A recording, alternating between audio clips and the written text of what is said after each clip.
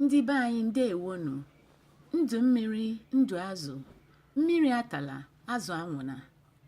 O nwere ihe nkiri maọbụ ihe onyonyo nke na-agagharị na soshal midia nke gosiri na onye isi ndị otu Indigenous People of Biafra IPOB bụ Maazị Nwanne Kenyi Nnamdi Keni Okwu Kanu ka dị ndụ.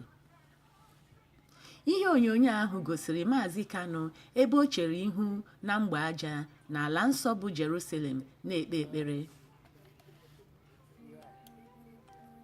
Kemgbe ahụchara ihe nkiri a, ndị mmadụ ekwupeela ọnụ.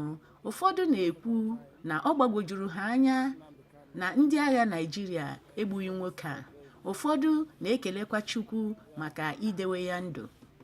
Nke a mere na okwu gbasara Maazị Kanu bụzi ọsọ ndị Owendị. Onye ọkaiwu ukwu na-ekwuchitere Maazị Nnamdi Kanu ọnụ ya bụ Ifeanyị Ejiofor kwuru na obi ya bụ sọ aṅụrị kemgbe ọ nụrụchara olu Maazị Nnamdi Kanu n'ekwentị.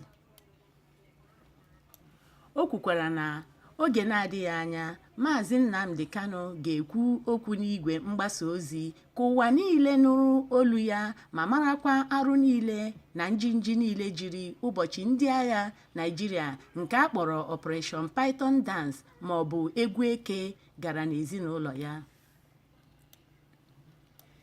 Ejiofor kwukwara na ndị agha Naịjirịa ga-agwa ụlọikpe ihe mere ha ji gbuo ihe ruru mmadụ 15 ndị ntorobịa na-eso ụzọ Maazị Kanu n'ụbọchị Septemba 14, 2017 ha wakpọrọ ụlọ nna Nnamdi Kanu. Onye na-ekwuchitere ndị IPOB ọnụ ha bụ Emma Powerful kwetere na ha ahụ na Nnamdi Kanu n'ihe onyonyo. Maazị Powerful gakwara n'ihu kọwaa na obi bụdị ndị otu IPOB so aṅụrị maka na onye isi agha ha ka dị ndụ. Ndị be anyị, otu aka ọha m n'olu, ndụ mmiri, ndụ azụ, mmiri atala, azụ anwụna. Udo dịrị unu.